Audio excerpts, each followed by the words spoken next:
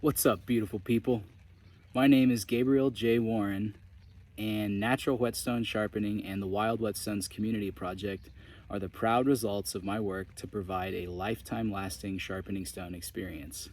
I coach tens of thousands of people worldwide on how to get a lifetime lasting experience out of their sharpening approach. I help beginners who are just looking to stay sharp, as well as business owners sharpening knives for hundreds of clients a month.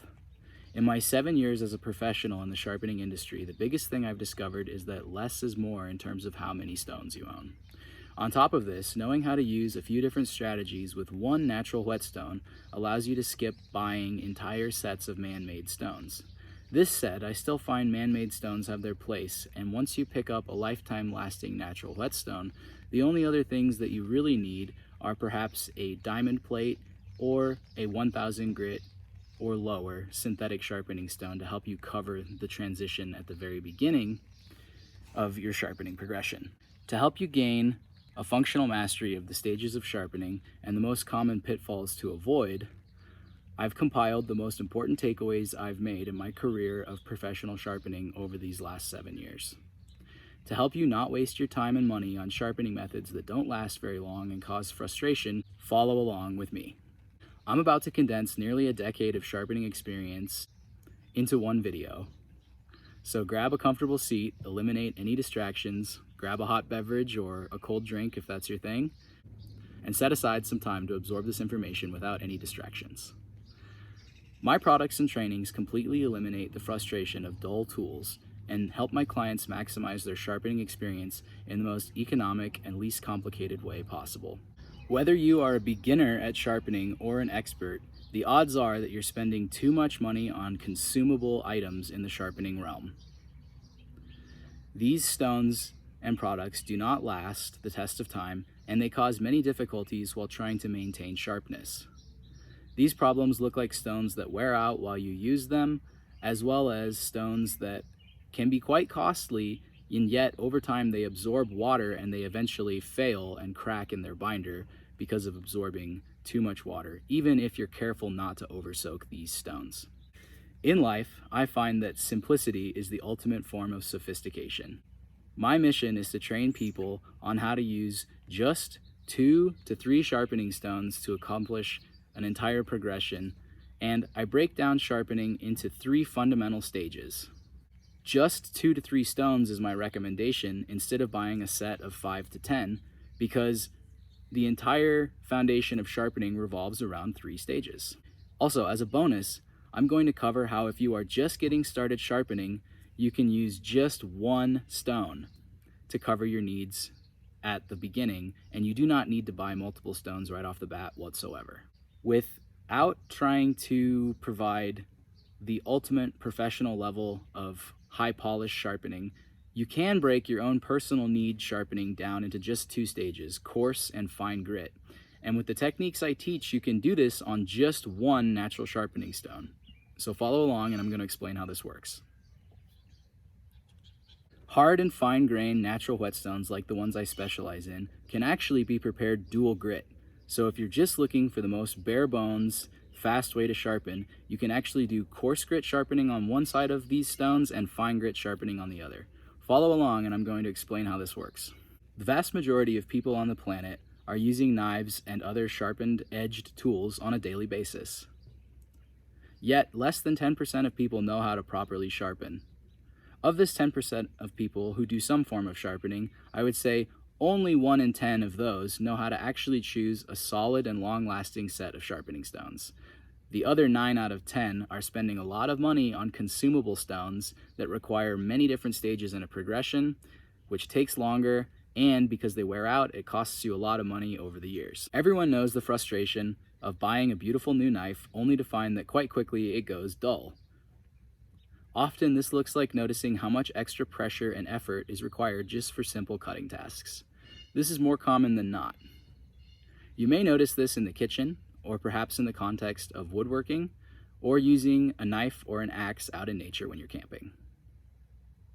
This is especially apparent with abstract sharpening arts that require more precision levels of fine polish at the apex of your edge for better results.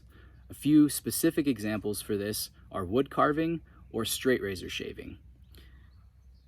When you're relying on a high performance edge, it's critical that you maintain and take care of it, and there's ways to do this without having to spend tons of money on consumable items. Learning to sharpen and understanding what tools you need can be a daunting subject.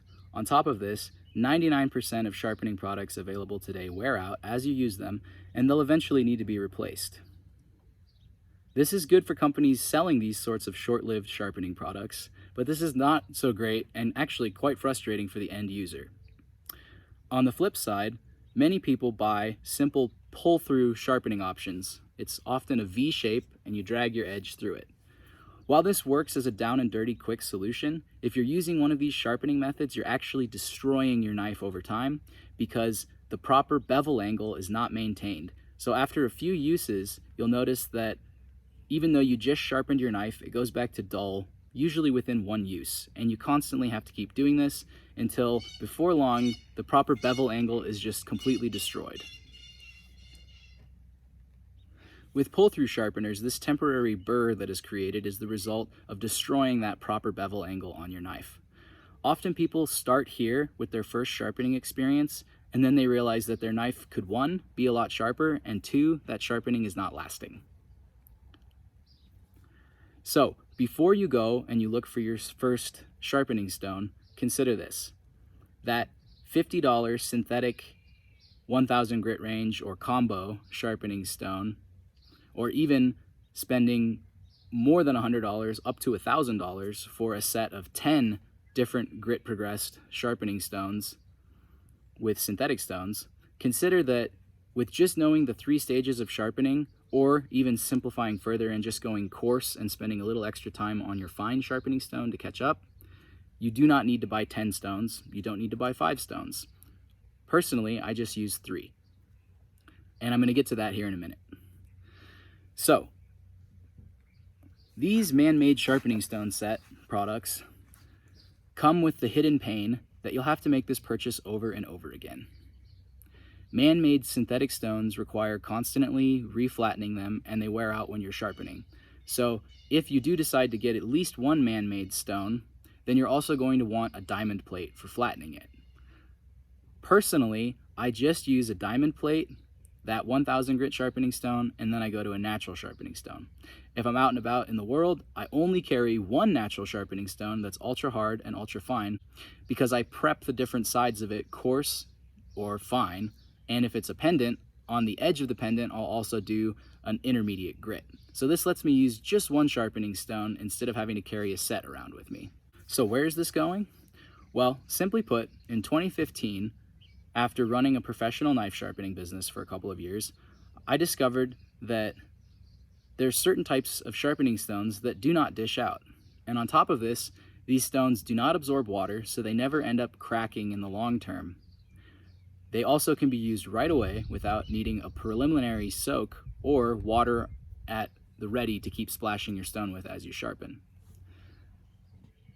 My work with sourcing ultra-hard natural sharpening stones simplified this complicated process for me. I still find myself using a diamond plate, like I said, to lap and flatten my stones. It also acts as a very coarse sharpening option if I need to do serious repair work. Then, as someone who likes to spend a little bit less time sharpening, I use a 1000 grit Naniwa Chosera stone, and then from there, after that 1000 grit stage, I go right to a fine natural sharpening stone. A lot of people don't realize that you can do this, and after their 1000 grit sharpening stone, they'll buy a 2000, a 3000, a 4000, a 5000 grit, a 6000 grit, an 8000 grit, a 10,000 grit, and then they'll even buy a 20,000 or 30,000 grit synthetic stone, and then strop their edge at the end of it.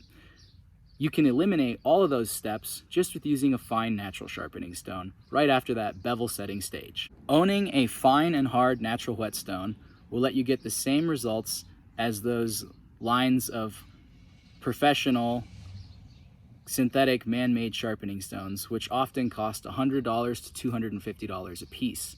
So as you can see, a set of those can get quite costly. You could easily spend $1,000. The truth is that you do not need 4 to 10 different sharpening stones to cover your needs. You truly only need about 3 different grits in proper transition. Most sharpening options give less than desirable results in the short term, and in the long term, they get worn out and you end up buying them over and over. For people just sharpening their own tools, you'll likely get a good couple of years out of synthetic whetstones, but you will be constantly flattening them and worrying about exposing them to too much water, which causes them to crack and crumble. For professional sharpeners, this is especially apparent. When I was running a sharpening service and doing thousands of knives in a year, I noticed that I could burn through a set of $300 to $1,000 synthetic stones quite quickly. More often than not, just from daily use, stones finer than 1,000 grit in my progression would develop spider webs and crack long before I ever even dished the entire stone out just from sharpening use. This is quite a painful experience when finding out that a 5,000 or 10,000 grit stone, which costs anywhere from $150 to $275, wouldn't last me more than a year under vigorous daily use. On top of this, I discovered that natural whetstones that I began to craft could polish as fine as 20 to 30,000 grit. So simply put, I stopped buying man-made sharpening stones finer than 1,000 grit. I first started experimenting with hunting and selecting down natural sharpening stones to cut for myself in 2014. I began to study the art of stones and how to cut them. I sharpened with as many stones as I could get my hands on in a thirst for understanding, knowledge, and keen cutting skills. I began as just a guy interested in sharpening before I realized what an in-depth subject it truly was, and before I realized that I was passionate about it and that I wanted to make money doing my passion. In my early days, I would read as much as I could about sharpening with whetstones, and I began to rigorously test and experiment to try to find satisfactory results from my own local stones here in Colorado. I began with learning to sharpen and work with whetstones on my own straight razors before I began getting into knives and axes as much as I am now. The most prized stones for creating a razor-sharp edge are the purest and finest with a high hardness. For those who want the highest level of sharpening, there is a high demand for fine grit stones. For centuries, natural whetstones were sought after for their density and prized for their hardness. Many types of stones have a place in the sharpening routine. Lower grit stones tend to be softer and dish out, which exposes abrasive as you sharpen, but it does cause them to wear away and they can be gouged into. For pure performance, I find that a diamond plate at the very beginning of the sharpening progression for doing chip removal or coarse reprofiling is the best. I then follow this by a 1,000 grit man-made stone because this stone has a lot of fresh grit exposed and it doesn't wear out too fast. It is a consumable item, but as someone who does a lot of sharpening, this works well for me. I then follow this by a fine natural sharpening stone if I'm at home, and I get a 20 to 30,000 grit ballpark edge or a mirror finish. If I'm out and about camping, I'll just bring one hard, fine natural whetstone because like I said, I can prepare the two different sides of it coarse and fine, and then no matter what happens out in the field with a little bit of time spent, in 20 to 30 minutes I can usually fix anything that I do to my knife or my axe. Bearing smashing it into a rock, but being careful with your tools is definitely a part of maintaining sharpness. Fine polishing or final edge honing requires a stone of very pure and high grit to achieve the most masterfully sharp and smooth edges, which became especially apparent to me when learning to shave my face with a knife. I found quite quickly that microcrystalline whetstones are much harder than sedimentary or man-made sharpening stones. These hones also have a special advantage that no others have. When crafting my own ultra-hard whetstones, I discovered that if I wanted to use a one-stone sharpening solution, it's very possible to just make that single hard stone multi-grit. You can prepare one surface for fine polishing and another surface for medium to coarse sharpening work. For me, this was a wonderful new advantage because accidentally gouging into other synthetic and softer stones requires the sharpener to pause sharpening and re-flatten the stone. On top of this, when traveling, this allowed me to just bring one stone with me instead of having to carry many stones. Jade, jasper, quartzite, and other high-density whetstones are an excellent choice as a polishing stone, but they're not just limited to that. If you're on the tightest of budgets and you want a quality, lifetime-lasting sharpening stone with my lifetime-lasting guarantee and warranty that is unconditional, then I highly recommend that you go for one of these ultra-hard and fine stones and you prepare it dual grit. I would recommend that you don't waste your time on buying synthetic sharpening stones right off the bat because they wear out quickly and they're also going to require you to buy a flattening plate. Whereas if you go with jasper, jade, quartzite, or some of the other varieties of microcrystalline sharpening stones that I carry, you won't have to worry about flattening your stone, and if you don't want to buy a diamond plate, you can do the surface retexturing just with sandpaper. So, let's go back to the 3 stages of sharpening. You have 3 relative steps to craft a knife edge, which are grinding, sanding, and polishing. In terms of grit ranges, these stages are known as coarse, medium, and fine grit. When I was first starting sharpening, an illusion I broke out of was that you need every single sharpening stone that you can get in a set. So at that time, when I was at the height of razor and knife sharpening, I had around $4,000 invested in a variety of man-made and natural sharpening stones. While this was a good learning move for me to really understand the playing field, it was definitely a big waste of money and time. I went overboard with stones, and for a few years I owned an exhaustive set.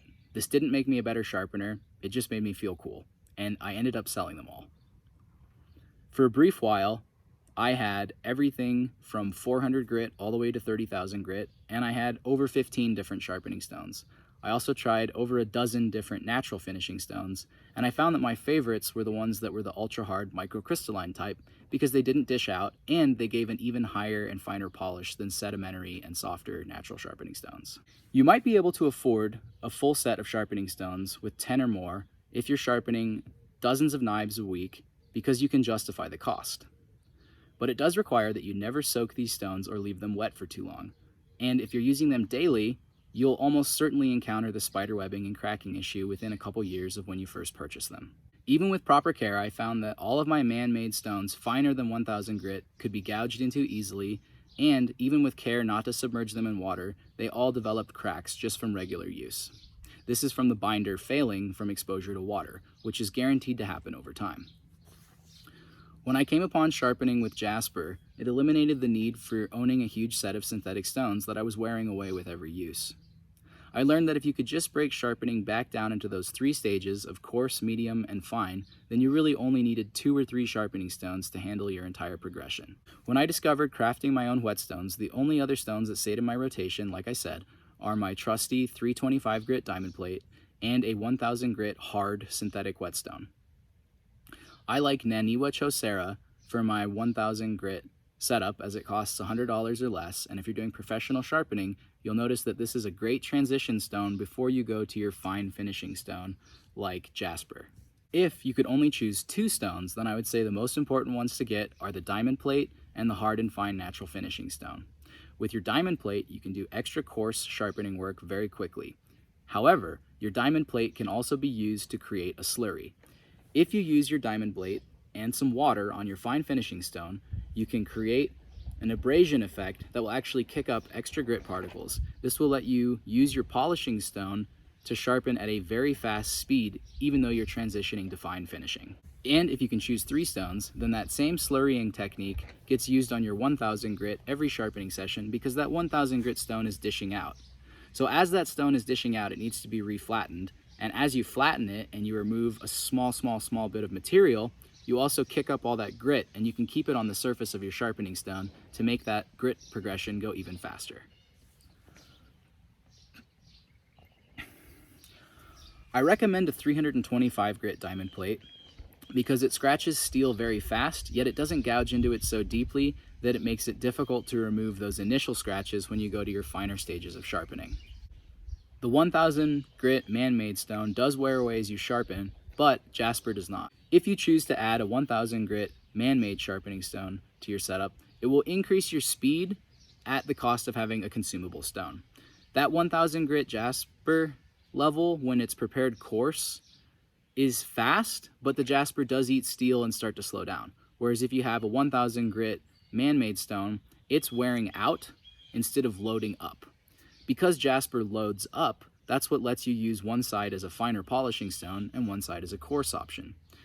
If you're trying to sharpen in large volume, I still recommend that you get the 325 grit diamond plate, a 1000 grit sharpening stone, and then you go to an ultra hard fine natural sharpening stone. If you don't have a lot of budget, Jasper will allow you to skip that 1000 grit sharpening stone. You'll notice that your sharpening sessions are just a few minutes longer in progression because it will take a little more time to transition from coarse to fine, but it's still very doable. So to summarize, I stopped doing long-winded sharpening stone progressions and I sold off several $1,000s of various synthetic sharpening stones. I also got rid of all of my natural finishing stones that were not ultra hard and microcrystalline because I noticed that they were dishing out and they were more prone to breaking. Jasper polishes very well if you generate a slurry on it with a semi-fine or more worn-in diamond plate. This actually lets you jump right from that bevel setting stage straight to finishing. So when I take a straight razor and I set the bevel on a 1000 grit sharpening stone, I can then jump right to Jasper, slurry the Jasper, sharpen, and use that slurry to completely remove the scratch pattern of the 1000 grit stone. I then wash away the slurry and I finish with just water. Finishing on just water means that there's less grit on the stone and the surface is tighter and you get a finer finish. This gives me a mirror polish, and the ballpark on that is around 20 to 30,000 grit, or a half micron. That's when scratches on steel are no longer visible to the naked eye, hence you get a mirror. A noticeable advantage that Jasper has over all synthetic and other natural stones is that it is so hard that it does not dish out at all when sharpening. Bringing this back to Jasper as a dual grit stone, the key is to pick one side and use a rough method to abrade your Jasper so that it won't behave as fine. The other side, make your polishing side. This side you won't need to dress at all because the more you sharpen on it, the finer it gets as the stone eats steel and the grain texture becomes burnished. While understanding grit with natural sharpening stones can be a little long-winded, think again in terms of coarse, medium, and fine sharpening. So to summarize, Jasper and other ultra-hard microcrystalline sharpening stones don't dish out during sharpening. They can take on multiple surface dressings, and on occasion, if you refresh the rough side with sandpaper or a diamond plate, it will act as a great coarse sharpening stone, and your fine side will quickly eat steel. Also, if you own a diamond plate, then you can really make this transition fast using just one sharpening stone. Slurrying the stone releases much more particles and allows much faster steel removal. Then you can wash away the slurry and finish with just water on your sharpening stone and you'll get a very fine end result. This eliminates needing to own 5 to 10 different sharpening stones because Jasper is so hard and so fine that it can easily wipe away the coarser grit scratch marks from the lower grinding and sanding stages before you go to the final polishing and honing stage. Thank you guys very much for your interest in this nearly lost art form of sharpening with natural whetstones. If you'd like to get in touch with me, I respond to messages here and comments as quickly and as best as I can. You can also come and check out the Facebook community group, Natural Whetstone Sharpening, as well as the YouTube channel, which has the same social media name. Stay sharp, my friends, and if you have any questions, feel free to shoot me a message or drop a comment down below on what you guys would like to see in the next Sharpening Stones training video.